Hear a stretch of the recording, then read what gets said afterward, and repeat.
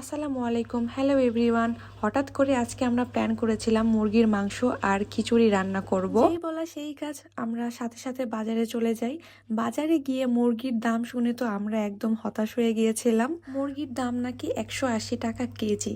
তো যাই হোক, তারপরও আমরা কিনে ফেলেছিলাম। তারপর টুকটুক করে আমরা সবজির দোকানে গিয়েছিলাম। সেখানে গিয়ে আমরা যাবতীয় যা যা লাগে তা আমরা কিনে ফেলছিলাম। অনেস্টলি রান্না করার থেকে বাজার করতেই খুব বেশি মজা লাগছিল। আমরা এখানে পেঁয়াজ, রসুন, আদা আরো যাবতীয় যা যা লাগে সব কিনে ফেলছিলাম। তারপর চলে যাই চাল ডালের দোকানে। ফাইনালি আমরা চাল ডাল আমাদের যাবতীয় মশলা যা যা লাগে আমরা সব কিনে ফেলেছিলাম। তারপর সেখান থেকে আমরা ক্যাম্পাসের দিকে রওনা হই। চলে যাচ্ছিলাম হেঁটে হেঁটে। যেহেতু আমাদের রান্নার প্ল্যানটা আগে থেকে ছিল না, সেহেতু আমাদের কাছে রান্নার কোনো কিছুই ছিল না। তো তারপরে কি ভাবলাম যে আপুর বাসা থেকে নিয়ে আসা যাক। নোহাপুর বাসায় গিয়েছিলাম আমরা, তারপর আন্টির বকা খেয়েছি। ফাইনালি আমরা আমাদের যাবতীয় জিনিসপত্র নিয়ে চলে আসি। এখন শুরু আসল কাজ, কে কাজ করবে কে ফাঁকি দিবে এটাই দেখার পালা।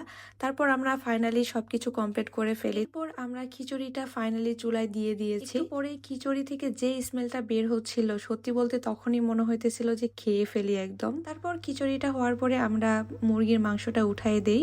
একদিকে রান্না হচ্ছিল আর একদিকে সবাই মিলে এনজয় করছিলাম। ফাইনালি আমরা এত কষ্টের পর রান্না বান্না করে খেয়ে বাসায় চলে আসি। আজকের ব্লগটা এই পর্যন্তই। দেখা হবে অন্য কোনো একটা ভিডিও নিয়ে। আল্লাহ হাফেজ।